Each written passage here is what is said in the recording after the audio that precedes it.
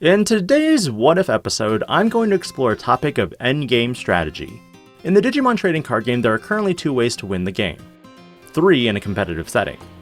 1, you reduce your opponent's security to 0 and hit them with any Digimon directly, or you deck them out. In competitive play, the third method of winning is taking Game 1 and going to time in Game 2. While Bandai has predominantly made this game a reduce your opponent's security to 0, and Purple having the time of their lives as they deck themselves, what if decks had the viability to actually force your opponent to deck out?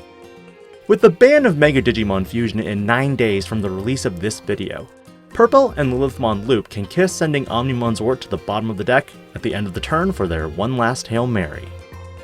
For this What If episode, I'm going to be primarily in the colors of red and purple, because the only cards that feature drawing and trashing from the deck are in these colors. And yes, I'm applying red because Digimon is a red and purple card.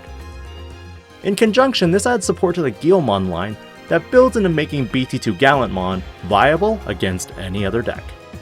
For these effects, I am also going to make suggestions based on what could be a fair and balanced card. Guilmon has already been featured in several cards.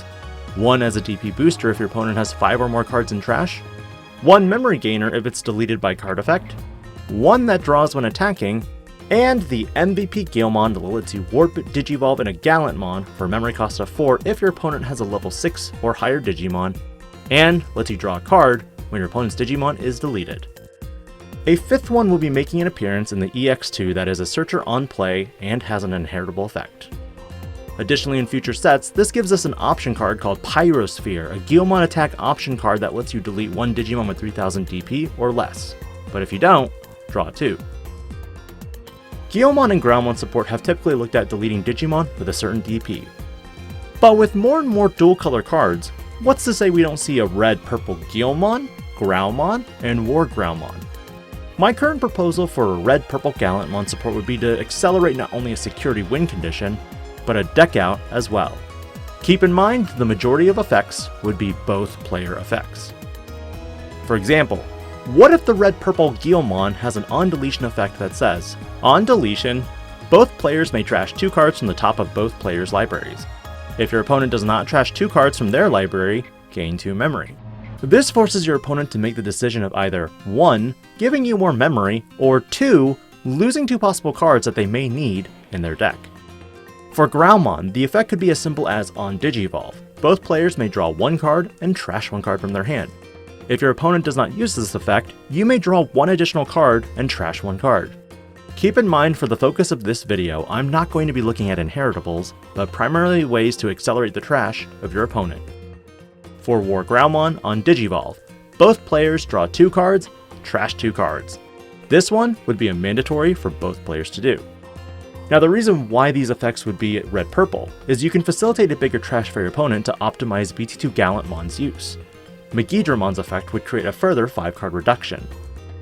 What if the last Digimon was on Digivolution, trash 5 cards from both players' decks, but on deletion, put 5 cards from your trash to the bottom of the deck? This allows for players to ensure that they don't deck out as the primary strategy. But in general, decking out is one of the most unlikely scenarios to happen in a competitive setting. Purple decks previously had ways to ensure they didn't deck out while simultaneously setting up extremely aggressive boards. Granted, I play the game at the pace of North America, so any Eismon shenanigans I have yet to experience and understand why it was limited. But in general, I feel the best way to balance a deck out type of deck would be to also provide benefits to your opponent. In this case, not only are you offering to let your opponent dig for their combo pieces, but unbricking their hands as well. In the grand scheme of things, as a player, would you be interested in bringing alternate win strategies to Digimon? Do you think there should be decks that can viably deck a player out while simultaneously bashing security? Do you think an automatic win condition would make or break the game, like Yu-Gi-Oh! And assembling all 5 pieces of Exodia? Let me know in the comments below.